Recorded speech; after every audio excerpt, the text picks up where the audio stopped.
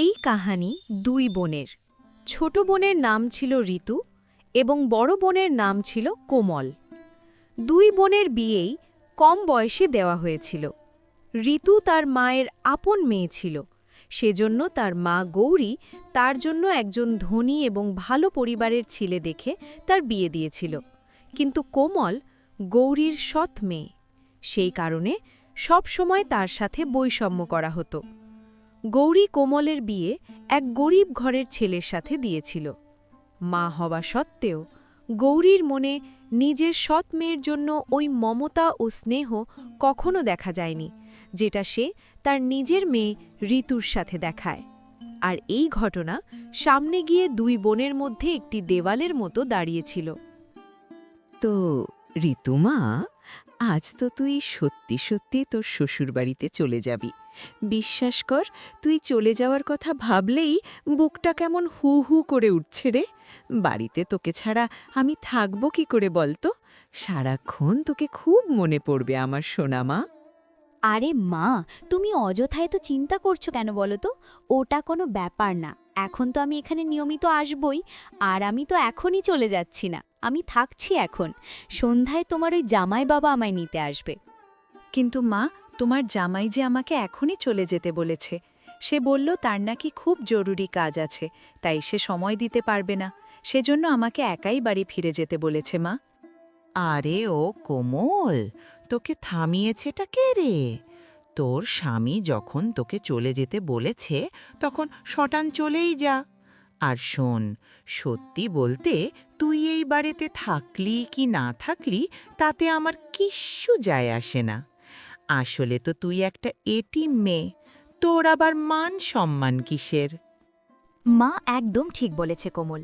তার এমনিতেও তোমার স্বামী তো মানুষের ঘরে ঘরে গিয়ে কাজ করে বেড়ায়, তাই না? ওই গরিব মানুষটার থেকে এর চেয়ে বেশি আর কী বা আশা করা যায়? ওর কি তোমাকে এসে নিয়ে যাওয়ার মতো মুরদ আছে? তার চেয়ে বরং তুমি একাই চলে যাও, ওটাই তোমার জন্য ভালো হবে। ঋতু, তুই ওরকম করে বলিস না বোন। হ্যাঁ, আমি মানছি যে সে মানুষের ঘরে ঘরে গিয়ে কাজ করে, তার অনেক টাকা পয়সা নেই। কিন্তু আমার মনের মধ্যে সে একজন অনেক বড় মনের ধনী মানুষ। সত্যি বলতে কি ঋতু, আমার কাছে সে তোর স্বামীর থেকেও অনেক বেশি ধনী।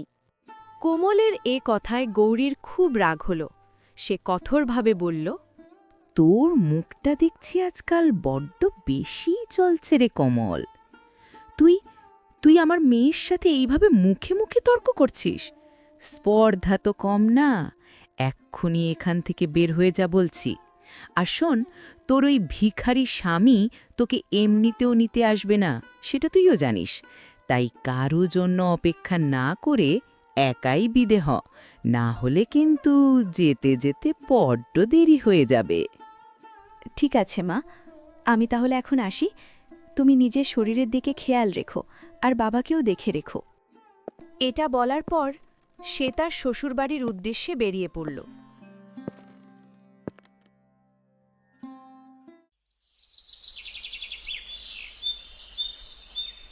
কোমল শ্বশুরবাড়ি যাওয়ার জন্য রাস্তায় দাঁড়িয়ে থাকা এক গরুর গাড়ির কাছে আসলো। আর সে বলল, চাচা, তুমি কি দয়া করে তোমার গরুর গাড়িতে করে আমাকে আমার শ্বশুরবাড়িতে পৌঁছে দেবে? আরে মা, তুই ওসব কি বলছিস? আমি তো এখানে মানুষকে তাদের গন্তব্যে পৌঁছে দেওয়ার জন্যই দাঁড়িয়ে আছি। এটাই তো আমার কাজ। তা মা, তোর ঘর এখান থেকে কত দূর? চাচা, আমার শ্বশুরবাড়ি কিন্তু খুব একটা দূরে নয়। সামনের বাজারটা পেরোলেই আমার শ্বশুরবাড়ি চলে আসবে। এখান থেকে যেতে বড়জোর আধ ঘন্টা লাগবে। আচ্ছা মা, তুই কোনো চিন্তা করিস না। এই তো, তুই একটু সাবধানে বস মা, আমি তোকে তোর বাড়ি পৌঁছে দিয়ে আসছি। এটা বলার পর গৌরী গরুর গাড়িতে বসে পড়ল আর চাচাও গাড়ি চালাতে শুরু করল।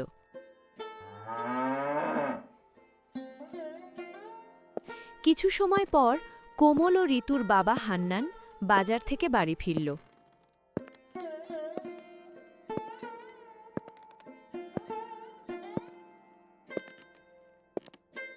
আরে গৌরী, কোথায় তুমি? একবার এদিকে এসো তো দেখি। এই দেখো, আমি বাজার থেকে আমার 2 মেয়ের জন্যই ভালো মন্দ সব কিছু নিয়ে এসেছি। আজ তো আমার 2 মেয়েই তাদের নিজেদের ঘরে চলে যাবে। মনটা খুব ভার হয়ে আছে গো। হান্নানের ডাক শোনা মাত্র গৌরী চলে আসে আর বলে, আরে তুমি এর মধ্যেই বাজার থেকে চলে আসলে। আর শোনো, কোমল তো তার শ্বশুরবাড়ির উদ্দেশ্যে বেরিয়ে গেল। আহারে, ওই এতিম মেয়েটাকে নিতে কিনা তার স্বামী পর্যন্ত এলো না। শেষে দেখলাম মেয়েটা একাই চলে গেল। কি আর করবে বলো, ওর কপালে তো এই ছিল। কি বললে? কিন্তু তুমি তার মা হওয়া সত্ত্বেও তাকে এইভাবে একলা কিভাবে যেতে দিলে? আমাদের তো কথা ছিল আজ দুপুরে আমরা 4 জন একসাথে বসে খাবার খাবো, তাই না? আমি তো ভেবেছিলাম খাওয়া দাওয়া শেষ হলে আমি নিজেই ওকে ওর শ্বশুর বাড়িতে পৌঁছে দিয়ে আসব। আর সবশেষে তুমি এটা কি বললে? কোনো মা কি কখনো তার নিজের মেয়েকে এতিম বলে ডাকতে পারে? ছি গৌরী, এই শব্দটা উচ্চারণ করতে তোমার একটুও বাধল না? মেয়ে? ওরে বাবা, ও তো তোমার প্রথম স্ত্রীর মেয়ে ছিল। আমার মেয়ে তো শুধু ঋতু। আমি আবার কবে ওই এতিম মেয়ের মা হয়ে গেলাম শুনি? এখন কি বাড়ির সব ফালতু আর উল্টাপাল্টা দায়িত্ব আমার কাঁধেই তুলে দিতে চাও নাকি? ওসব আমারে দিয়ে হবে না বাপু। আরে গৌরী, আমি তো একবারও বলিনি যে কোমল তোমার নিজের গর্ভের মেয়ে। আমি মানছি সে তোমার নিজের নয়, কিন্তু সে তো আমার নিজের রক্ত, আমার নিজের মেয়ে। তুমি যদি তাকে মা হিসেবে একটু মমতা দিতে, তবে কি খুব বেশি ক্ষতি হয়ে যেত তোমার? মা ডাকটা তো বড় পবিত্র গো। একটু ভালোবাসা দিলে হয়তো মেয়েটা সারা জীবন তোমার এই ঋণ মনে রাখত। কেন তুমি ওকে এত পর করে দিলে? বাদ দাও তো গো, এইসব কথা তোমাকে বলে আসলে কোনো লাভই নেই। তার চেয়ে বরং বাজারের থলেটা আমার কাছে দাও দেখি। আমি রান্নাঘরে গিয়ে খাবারের জোগাড় করি। আমার ঋতুর স্বামী তো ওকে নিতে আসবেই। খাবার দাবার খেয়ে তবেই ওরা বাড়ি ফিরবে। খামোখা ওসব নিয়ে কথা বলে সময় নষ্ট করো না তো।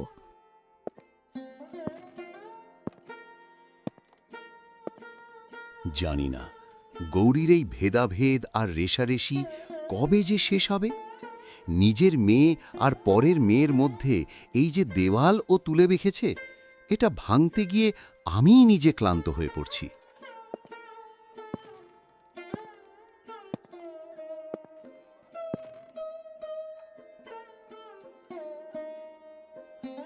মা, আমি লাড্ডুগুলো বানিয়ে ফেলেছি আর ভাতও চুলার ওপর বসিয়ে দিয়েছি। এখন শুধু মাংস রান্নাটা বাকি আছে। বাবা তো আসার সময় বাজার থেকে মাংস নিয়ে এসেছে, তাই না? তাহলে চলো মা, দেরি না করে এখন তাড়াতাড়ি মাংসটাও রান্না করে ফেলি। হ্যাঁ রে মা, তোর বাবা আজ বাজার থেকে একদম তাজা মাংস নিয়ে এসেছে। আজ আমার জামাই বাবাকে মন ভরে ভালো মন্দ খাওয়াবো। আসলে অনেক দিন ধরে তোরা আসিস না, তাই না? সেই কতদিন পর আর জামাই বাবা আসবে।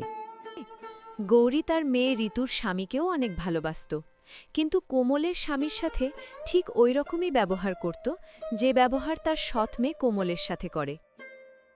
মা, এখন দেরি না করে মাংসগুলো রান্না করে ফেলি। এমনিতেই অনেক সময় নষ্ট হয়েছে। অজয় আসার আগে সব গুছিয়ে ফেলতে হবে। এরপর দুজনে মিলে মাংস রান্না করতে লেগে পড়ে।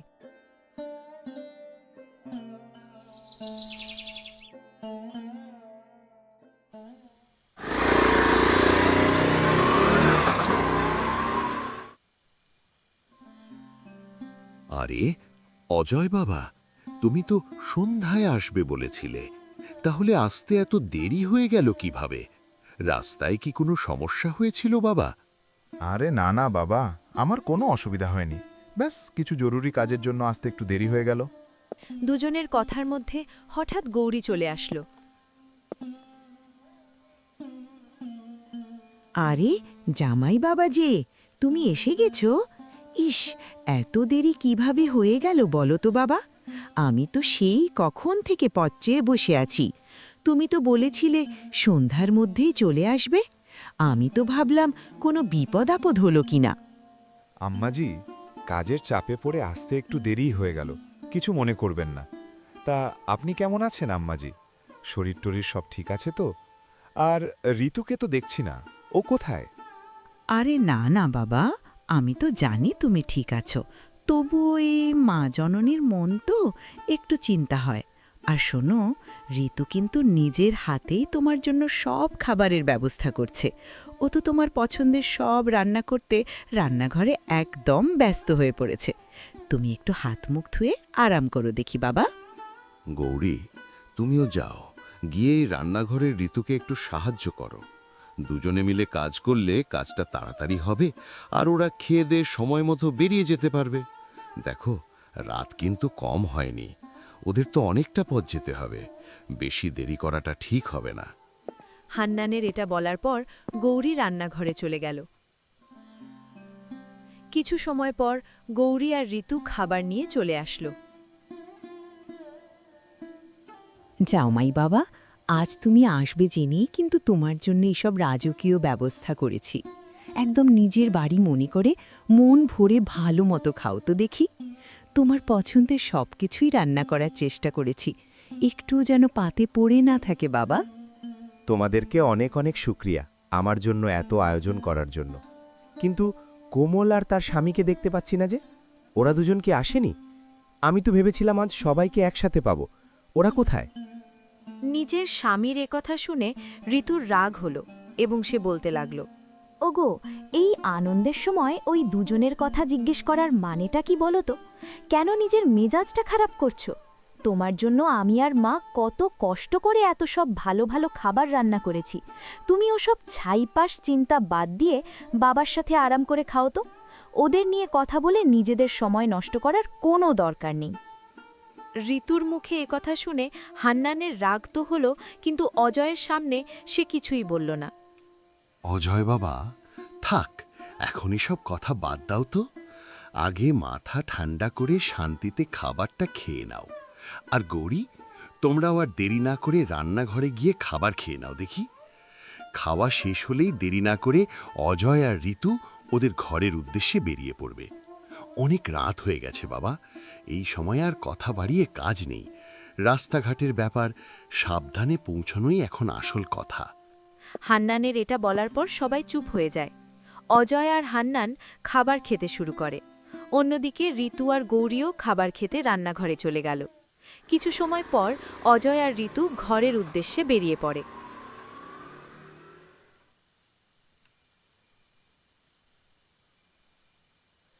কোমল, আমি আসলে আমার কাজের চাপে তোমাকে আনতে যেতে পারিনি, কিছু মনে করো না। তা আম্মাজি আর বাবা তো কিছু বলেননি না? আরেকটা কথা, তুমি কি একাই আসলে নাকি বাবা তোমাকে ছেড়ে দিতে এসেছিলেন? না গো, বাবা মা আমাকে তেমন কিছু বলেনি। আমি আসলে একাই এসেছি, কারণ বাবা বাড়িতে ছিলেন না, বাজারে গিয়েছিলেন। আর তুমি তো সব জানোই, মা আর ঋতু আমাকে ঠিক পছন্দ করে না। করবেই বা কেন বলো? আমি তো তার সৎ মেয়ে, তাই না? কোমল, এইসব কথা নিয়ে আর বেশি চিন্তা করো না তো। দেখো, কখনো না কখনো হঠাৎ এমনও হতে পারে যে মা আর ঋতু তোমাকে আপন করে নেবে।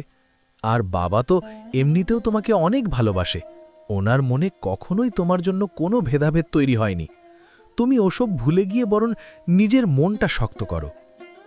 নিজের স্বামী সমিতের মুখে এসব কথা শুনে কোমল কিছুটা অবাক হয়ে যায় আর বলে, ওগো, তুমি এসব কি বলতে চাচ্ছ?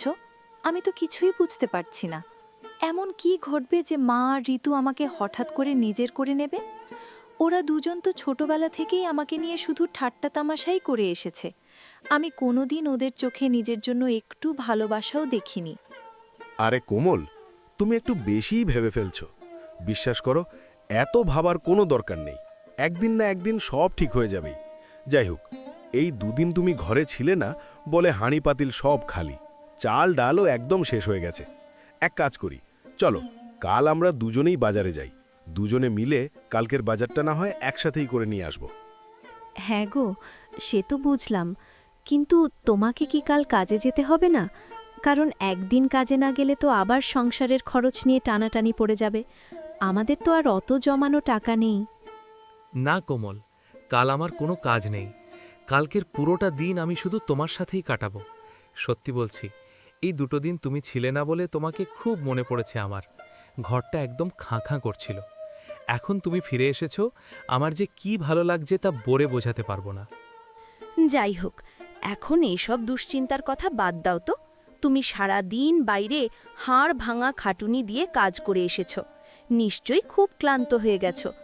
আমি খাবার দাবার সব রান্না করে ফেলেছি। চলো আগে হাত মুখ ধুয়ে খেয়ে নাও।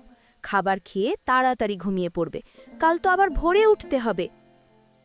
কোমলের সৎমা তার সাথে বৈষম্য করে তার বিয়ে এক গরিব ছেলের সাথে দিয়েছিল, কিন্তু সমিত খুব ভালো মনের ছিলে। দারিদ্র্যে ভরা এই জীবনে দুজনেই একে অপরের সাথে খুব খুশিতে থাকত। পরের দিন সমিত আর কোমল একসাথে বাজারের জিনিসপত্র কিনতে আসলো। এভাবে বাজার করতে করতে হঠাৎ করে কোমলের নজর বাজারের মধ্যে তার ছোট বোন ঋতু এবং তার স্বামী অজয়ের উপর পড়ল। আরে ঋতু, তুই এখানে? কোথা থেকে আসলি তোরা? আর অজয়, তোমার সাথেও অনেকদিন পরে দেখা হচ্ছে। বাকি সব ঠিক আছে তো? হ্যাঁ বোন, ওপরালার দোয়ায় সব কিছুই ঠিকঠাক চলছে। কাল যখন আমি ঋতুকে আনতে তোমাদের ঘরে গেলাম, তখন তোমাদেরকে দেখতে পাইনি। কেন বোন, তোমরা যাওনি কেন? আমি তো আশা করেছিলাম তোমাদের সাথে ওখানে দেখা হবে। হারে অজয়, এখন তোমাকে আর কি বলবো বলো। আমাদের মতো খেটে খাওয়া মানুষের তো আর যখন তখন শ্বশুরবাড়িতে যাওয়ার বিলাসিতা সাজে না। একদিন কাজে না গেলে আমাদের ঘর চালানো মুশকিল হয়ে পড়ে, হাঁড়িতে চাল জোটে না। আর ঠিক এই কারণেই কোমল ওই দিন একাই চলে এসেছিল। ইচ্ছা থাকলেও আমার আর যাওয়া হয়ে ওঠেনি। নিজের বড় বোন এবং তার স্বামীর সাথে অজয়ের এভাবে কথা বলতে দেখে ঋতুর রাগ উঠে গেল এবং সে রাগে বলতে লাগল, আরে কোমল, তুমি সবসময় আমাদের রাস্তায় কেন চলে আসো বলো তো? তোমার কি একটুও আক্কেল নেই? তুমি কি জানো না যে আমি তোমাকে কতটা ঘৃণা করি? তোমাকে এই সাত সকালে সামনে দেখেছি, এখন আমার পুরো দিনটাই খারাপ যাবে। অপয়া একটা! তার উপর আজ আবার তোমার ওই গরিব স্বামীটাকেও নিয়ে এসেছো। তোমাদের মতো ভিখারিদের দেখতেও ঘেন্না লাগে আমার। ঋতুর এরকম কথা শুনে কোমলের অনেক খারাপ লাগল। সমিতেরও ভিতরে ভিতরে অনেক রাগ হল, কিন্তু সে তার রাগ সবার সামনে প্রকাশ করেনি। ঋতু, তুই এমন কেন বলছিস বোন? তুই তো আমারই ছোট বোন, তাই না? একই বাবার সন্তান আমরা।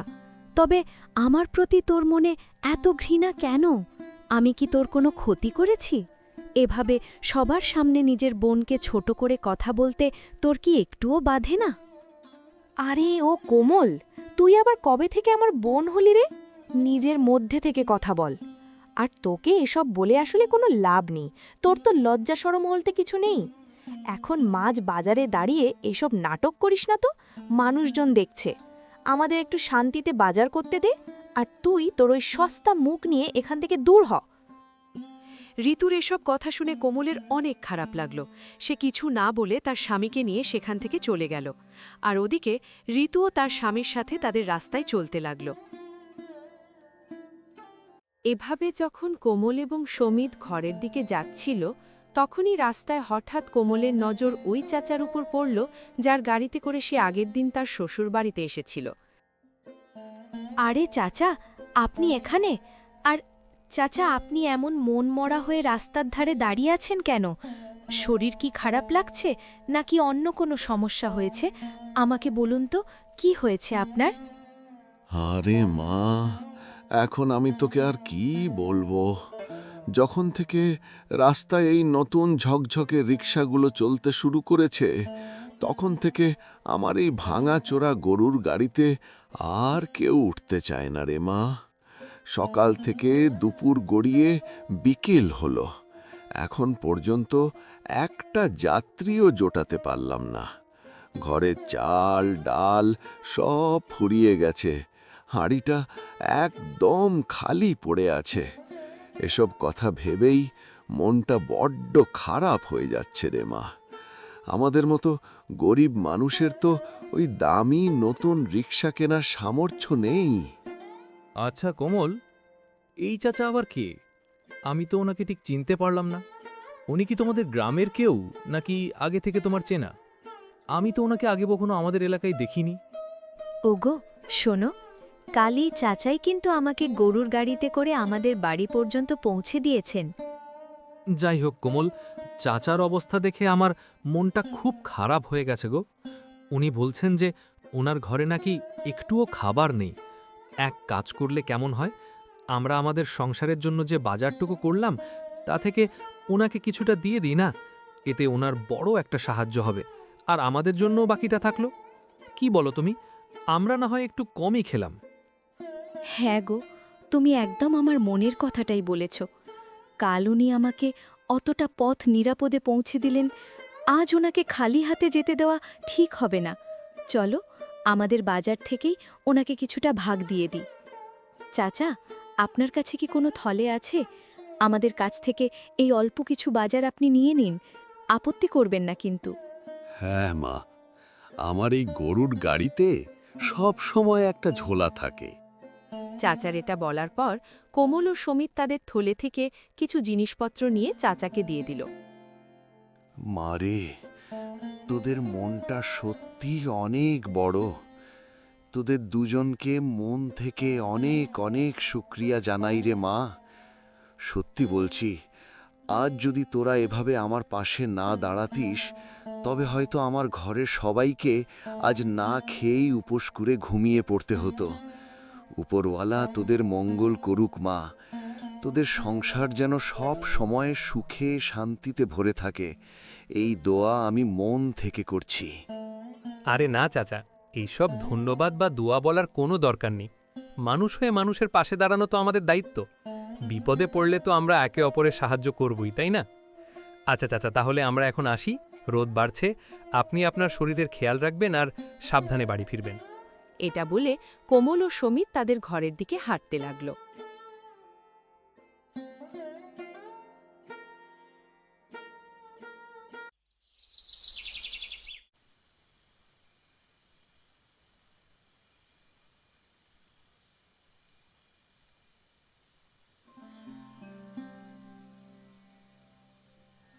ঋতু, তোমাকে একটা কথা জিজ্ঞাসা করা ছিল। হ্যাঁ গো, বলো না, কি বলবে? ঋতু, আমি একটা কথা কিছুতেই বুঝতে পারি না। তুমি তোমার বড় বোনকে এত ঘৃণা করো কেন? সৎ হলেও সে তো তোমারই বোন, তাই না? তোমরা দুজন একই ছাদের নিচে একসাথে খেলে ধুলে বড় হয়েছ। এভাবে নিজের মনের ভেতর একজনের জন্য এত ঘৃণা পোষণ করে রাখা মোটেও ভালো জিনিস নয়। কেন তাকে একটু আপন করে নিতে পারো না? আরে, এখন তুমি ওই গরিব কোমলের হয়ে কথা বলছো? তুমি কি নিজের বুদ্ধি হারিয়েছ? তা শুনি, ওই এতিম মেয়েটার মধ্যে এমন কি দেখলে তুমি যে আজ আমার সাথে এভাবে কথা বলছো? ওর ওই করুণ মুখ দেখে কি তোমার খুব মায়া হচ্ছে? তোমার মুখে ওর গুণগান শোনার জন্য আমি বসে নেই। আরে ঋতু, শান্ত হও। আমি ঠিক তেমনভাবে কথাটা বলতে চাইনি। আমি তো শুধু এটাই বলতে চাইছি যে দিন শেষে তোমরা তো দুজনেই বোন। সত্যি বলতে কি, তোমরা যদি সব তিক্ততা ভুলে একসাথে মিলেমিশে থাকো, তবেই দেখবে পরিবারে খুশি আসবে। শোনো, তুমি এসব আজে বাজে কথা বাদ দাও তো। অনেক হয়েছে। আমি ওই এতিম আর গরিব মেয়ের সাথে মিলেমিশে থাকতে পারবো না, ব্যাস। এটা আমার পরিষ্কার কথা। আমাদের আর ওদের জাত আলাদা। দয়া করে তুমি এই ফালতু আলোচনা এক্ষুনি বন্ধ করো। আমি আর একটা শব্দও শুনতে চাই না ওর ব্যাপারে। অজয় ধনী লোক তো ছিলই, কিন্তু সে তার স্ত্রী ঋতুর মতো ধনী গরিবের মধ্যে পার্থক্য করত না। সে স্বভাবে সাদাসিধে, সহজ সরল এবং ভালো মানুষ ছিল।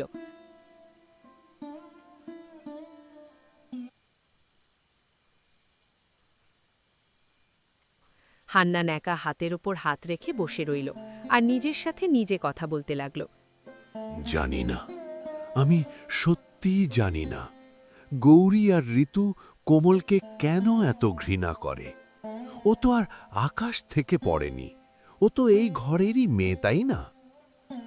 আজ বাজারে নিজের চোখে যা দেখলাম, উফ, তার সব সীমা অতিক্রম করে গেছে। নিজের বড় বোনের সাথে এইভাবে রাস্তার মাঝখানে কেউ ব্যবহার করে? ছি, এভাবে সব চলতে দেওয়া যাবে না। আমাকে সমিতের সাথে কথা বলতে হবে, এই অন্যায়ের একটা বিহিত করতেই হবে। এভাবে হান্নান যখন নিজের সাথে নিজে কথা বলছিল, তখন গৌরী তার কাছে আসে এবং বলে, ওগো, এভাবে একা একা গুম মেরে বসে কি ভাবছো শুনি? না গৌরী, অমন কিছু না। আমি ভাবছি কাল একটু কোমলের শ্বশুরবাড়ি থেকে ঘুরে আসব। সেদিন বেচারি আমার আসার আগেই তো চলে গেল। মেয়েটার সাথে মন খুলে দুটো কথা পর্যন্ত বলতে পারিনি। সমিত বাবাজির সাথেও অনেক দিন দেখা হয় না, সেই জন্যই ভাবছি কাল একবার যাব। আরে বাহ, বলিহারে যাই তোমার শখ দেখে। তুমি শেষে কিনা ওই এতিম মেয়েটার শ্বশুর বাড়ি যাওয়ার কথা ভাবছো? বলি, নিজের পেটে মেয়ে ঋতুর রাজপ্রাসাদের মতো বাড়িটাও তো আছে, সেখানেও তো তুমি আয়েশ করতে পারবে, তাই না? তা না করে ওই কুঁড়ে ঘরে যাওয়ার জন্য তোমার মন এত উসপুস করছে কেন শুনি? গৌরী, দেখো, এই সময়ে আমি তোমার সাথে তর্কে জড়াতে চাই না। কিছু বিষয় অন্তত নিজের বুদ্ধি দিয়ে একটু ভেবে দেখো। ওই দিন আমি নিজে দাঁড়িয়ে থেকে ঋতু আর অজয়কে ভালো মতো খাইয়ে দাইয়ে বিদায় দিয়েছিলাম, অথচ আমার বড় মেয়েটা যাওয়ার সময় আমি তার মুখটাও দেখতে পারলাম না, তার সাথে দেখাই হলো না আমায়। না, আসলে তোমাকে এইসব বলে কোনো লাভ নেই, তুমি বুঝবে না। খাবার যদি রান্না হয়ে থাকে তবে চলো দুজনে মিলে খেয়ে নিই, আর কথা বাড়িয়ে লাভ নেই। হান্নানির এটা বলার পর গৌরী আর কিছু বলেনি, আর তারা দুজন খাবার খেতে রান্নাঘরে চলে গেল।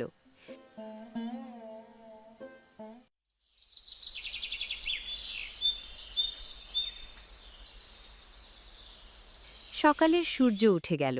সৌমিত বসে বসে চা খাচ্ছিল। তখনই কোমল সৌমিতের কাছে আসলো।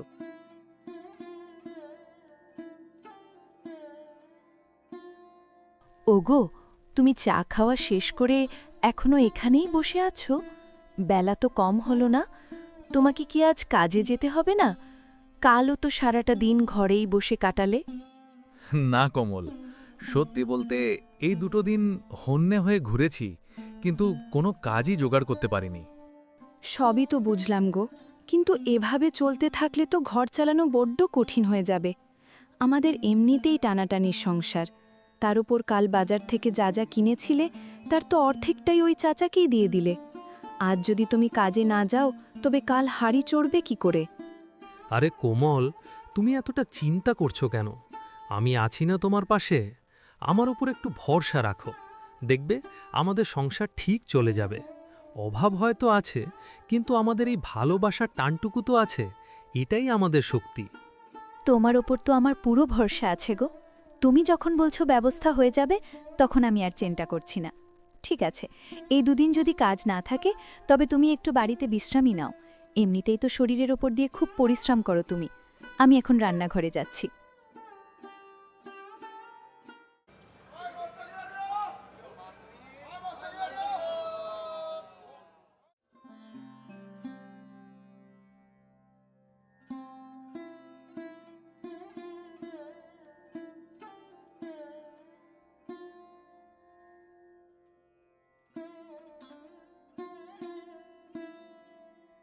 আরে বাবা, আপনি এভাবে হুট করে?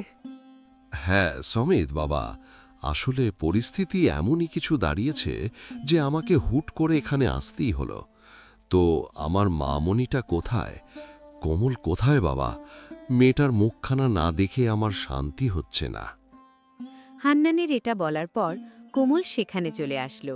তার বাবাকে দেখা মাত্রে সে খুশিতে ভরে গেল আর বলল, আরে বাবা, তুমি কখন আসলে? আমাকে তো একটা খবর দিতে পারতে। আমি সুমিতকে পাঠাতাম তোমাকে এগিয়ে নিয়ে আসতে। তা একা আসলে কেন বাবা? সাথে মাকে আনোনি কেন? মারে, ওই দিন আমি বাড়িতে ফেরার আগেই তুই চলে এসেছিলি। তোকে না দেখে আমার মনটা খুব ছটফাট করছিল, বড় মনে পড়ছিল তোকে। তাই আর থাকতে পারলাম না, তোকে একটু দেখতে চলে এলাম। আর যদি তোর মায়ের ব্যবহারের কথা ভাবিস, তবে ওসব কথা একদম কানে তুলিস না মা। বাদ দে তো সেসব। এই দেখ, তোর বাবা তো এসেছে, তাই না? আর হ্যাঁ, আসার সময় বাজার থেকে তোদের জন্য অল্প কিছু ভালো মন্দ নিয়ে এসেছি। তুই যা পছন্দ করিস ঠিক সেগুলোই আনার চেষ্টা করেছি মা। হান্নান এটা বলে থলেটা কোমলকে দিয়ে দিল। এরপর আস্তে করে বসে পড়ে। বাবা, তোমরা তাহলে বসে কথা বলো। আমি চট করে তোমাদের দুজনের জন্য চা বানিয়ে নিয়ে আসি। এটা বলে কোমল চা বানাতে রান্নাঘরে চলে যায়। বাবা সমিত, গৌরী আর ঋতুর এই ভেদাভেদার জেদ যেভাবে দিন দিন বাড়ছে তা দেখে আমার বড় চিন্তা হচ্ছে বাবা। আমি আর কতকাল এসব মুখ বুজে সহ্য করব? আমার মনে হয় এখন আর চুপ করে থাকাটা ঠিক হবে না। সব কিছু সবার সামনে প্রকাশ করার সময় এসে গেছে। যদি আমরা এখনও আসল সত্যটা চেপে রাখি, তবে গৌরী কোনোদিনও কোমলকে নিজের মেয়ের নজরে দেখবে না। একদিকে ও সৎ মেয়ে, তার ওপর তোমাদের এই অভাবের সংসার, এই দুই মিলিয়ে ওর মনে কোমলের জন্য শুধু ঘৃণাই জমেছে। হয়তো তোমার আসল পরিচয়টা জানলে অন্তত আমার মা মণিটাকে আপন করে নেবে। হ্যাঁ বাবা, আপনি একদম ঠিক বলছেন। কালও বাজারে দেখা হওয়ার পর ঋতু কোমলকে অনেক কথা শুনিয়েছে, ওকে খুব অপমান করেছে, কিন্তু আপনার সম্মানের কথা ভেবে আমি সেখানে একটা শব্দও বলিনি। তবে আপনার কথা অনুযায়ী এখন মনে হয় সবাইকে সবকিছু জানিয়ে দেওয়াটাই ঠিক হবে। আর এমনিতেও আমার বাবা আমাকে যে সময়টা দিয়েছিলেন সেটাও শেষ হয়ে গেছে। এখন আমার আসল পরিচয় সবার সামনে নিয়ে আসার সময় এসে গেছে বাবা। বেশ তো বাবা, আমি যখন এখানে এসেই গেছি তখন কিছুক্ষণ একটু বিশ্রাম নেই। তারপর তুমি আর কোমল আমার সাথেই যাবে। আমি ভাবছি আজই এর একটা শেষ দেখে ছাড়ব। তোমাদের সাথে করে নিয়ে গিয়ে সেখানেই ঋতু আর অজয়কে ডেকে নেব। তারপর সবার সামনে তোমার আসল সত্যটা নিয়ে আসব। আমার মন বলছে সমিত, তোমার এই পরিচয়টা যখন ওরা জানবে তখন সবাই আকাশ থেকে পড়বে। আর গৌরী আর ঋতু, ওরা তো লোভী। কোমলের প্রতি ভালোবাসা না থাকলেও অন্তত এক ধনী পরিবারের বউ হিসেবে টাকার লোভে পড়ে হলেও ওরা আমার মামনিটাকে আপন করে নেবে। এছাড়া আর কোনো পথ আমি দেখছি না বাবা। হ্যাঁ বাবা, তোমার কথা একদম ঠিক। আমি এই কদিন কোমলকে খুব কাছ থেকে দেখেছি। ও সবার সামনে মুখে হাসি মেখে ঘোরে ঠিকই, কিন্তু আড়ালে ওর মনের ভেতরে কত ক্ষত জমা হয়ে আছে তা আমি জানি।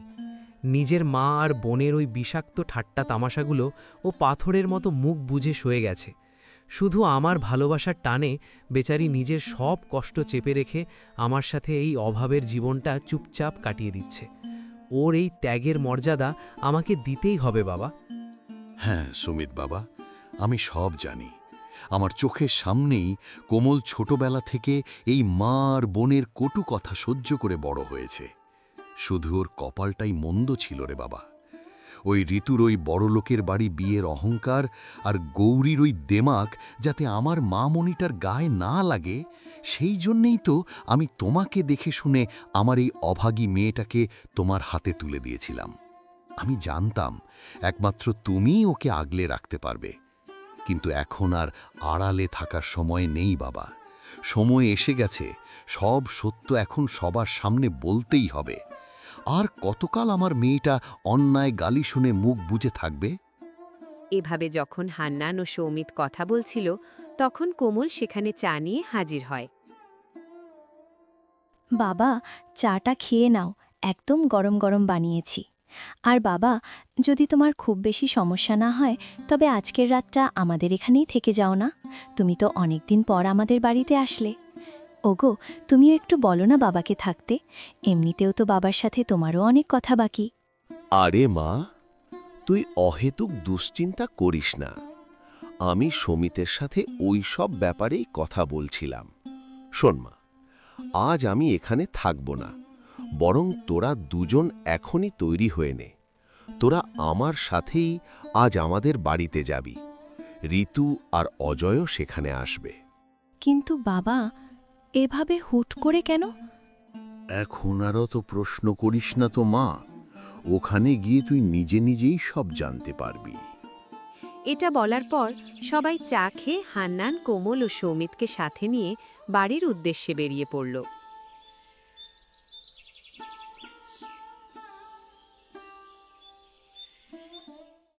হান্নান সেখানে ঋতু এবং তার স্বামী অজয়কেও ডেকে নিল।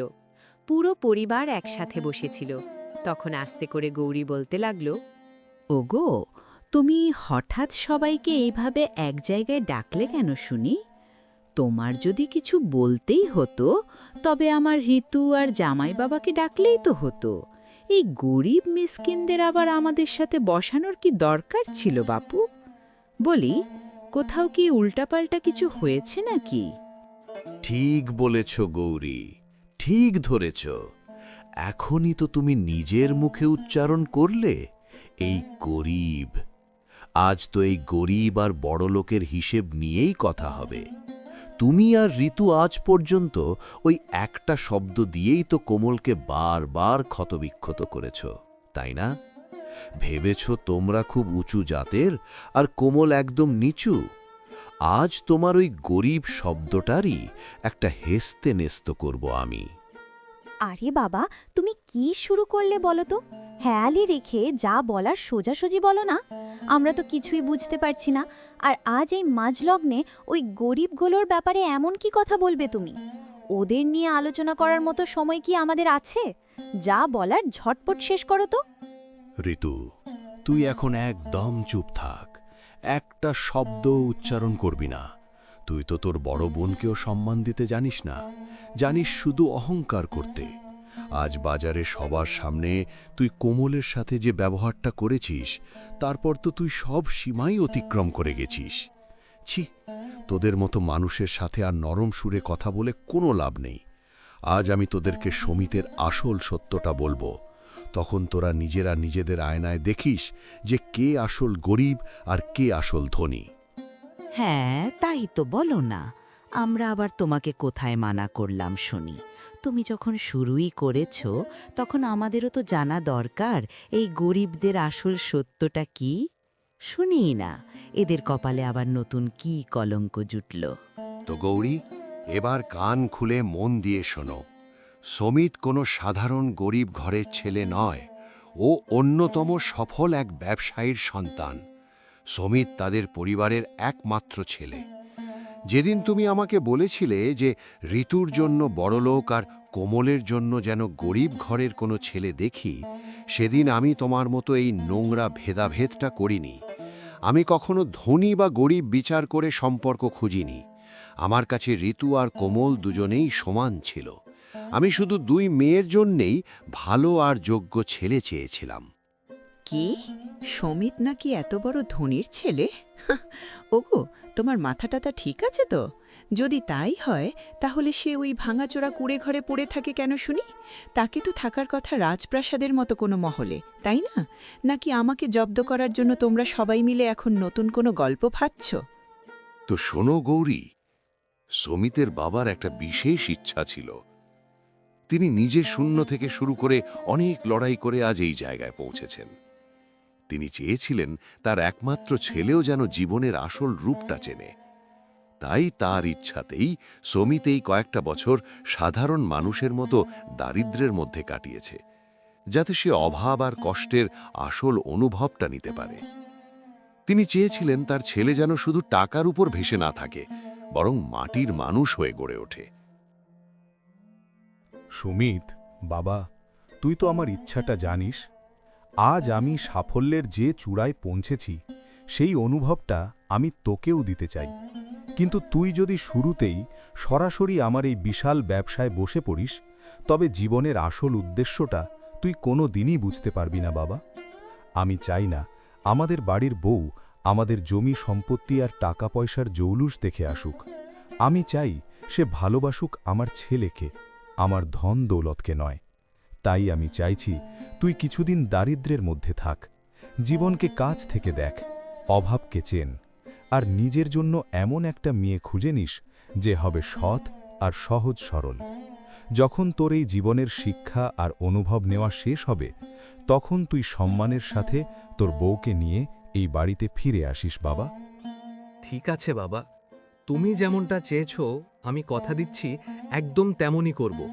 ভুলে যেও না, আমি তোমারই রক্ত, আমি তোমারই ছেলে। আর সত্যি বলতে আমিও মনে মনে এটাই চেয়েছিলাম। তোমার এই বিশাল সাম্রাজ্য তো আছেই, কিন্তু তুমি শূন্য থেকে শুরু করে আজ যেখানে পৌঁছেছ, সেই পরিশ্রম আর লড়াইয়ের অনুভবটা আমি নিজেও নিতে চাই বাবা। আমি নিজের যোগ্যতায় তোমার আস্থার মর্যাদা রাখব। সেই পরীক্ষার সময় এখন শেষ হয়েছে। তুমি যাকে গরিব ভেবে ঘৃণা করেছ, সে আসলে জীবনের সবচেয়ে বড় পাঠ নিয়ে আজ তোমার সামনে বসে আছে। হান্নানের মুখে এসব শুনে সবাই অবাক হয়ে গেল। এই বিষয়টা শুধু হান্নান এবং সমিত ছাড়া আর কেউ জানত না। এমনকি কোমল নিজেও এই ঘটনা শুনে অবাক হয়ে যায়। তো গৌরী, ঋতু, এবার তো জানতে পেরেছ, তাই না, কে আসল গরিব আর কে ধনী? তোমরা দুজন তো সবসময় এই টাকা আর জাতের হিসেব নিয়েই পড়ে থাকো। মানুষের ভেতরের রূপটা কি তোমরা কোনোদিনও দেখতে পাবে না? মানুষকে অন্তর থেকে ভালোবাসার ক্ষমতা কি তোমাদের একটুও নেই? শোনো, কোমল আমার প্রথম স্ত্রীর মেয়ে হতে পারে, কিন্তু ও কোনোদিনও তোমাদের আলাদা করে দেখেনি। ও তোমাদের নিজের মা আর বোন বলেই মেনেছে। কিন্তু তোমাদের কাছে তো ওকে বোঝার মতো একটা বড় মনও নেই। যাই হোক, ওসব মায়া মমতার কথা বলে লাভ নেই। মন থেকে না হোক, অন্তত ধনী ঘরের ছেলের বউ হওয়া দেখেও যদি তোদের লোভী মন শান্ত হয়, যদি অন্তত সেই সম্পদের লোভে পড়েই তাকে তোমরা একটু নিজের করে নিও, আমার মা মনির কপালে সেটুকুই সই। সব সত্য জানার পর হান্নানের কথা শুনে গৌরী আর ঋতু তাদের ভুল বুঝতে পারল। দুজনেই কোমলের কাছে মন থেকে ক্ষমা চাইল। এরপর পুরো পরিবার আবারও একসাথে হয়ে গেল। আর সমিত কোমলকে সাথে নিয়ে তাদের আসল ঘরে ফিরে আসলো।